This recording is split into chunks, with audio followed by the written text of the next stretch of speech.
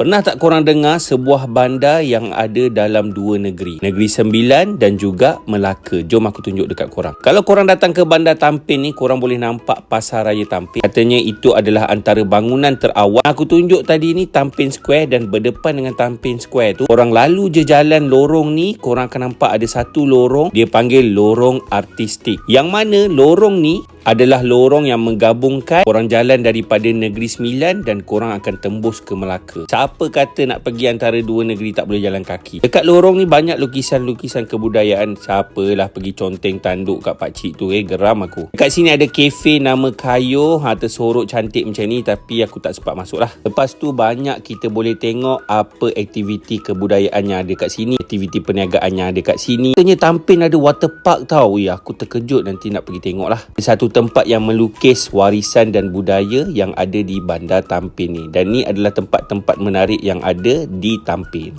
Nampak tak? Aku rasa kena pergi ni satu persatu. Persinggahan aku ni sekejap je sebab aku dengan kawan aku. Tapi daripada sini korang boleh tengok, sebelah adalah Negeri Sembilan, sebelah adalah Melaka. Jadi jarang korang boleh jumpa satu bandar yang dikongsi oleh dua negeri. Menarik kan? Tambah satu fakta yang menarik lagi, kat Tampin ni ada rajanya yang tersendiri tau. Kalau korang cek tentang undang luak, adanya undang luak Sungai Ujong, Jelebu, Johor dan juga undang luak Rembau. Tapinya dekat sini ada satu yang special sebaris dengan undang luak, adalah Tunku Besar Tampin. Siapa tahu kisahnya? Cuba komen dekat bawah.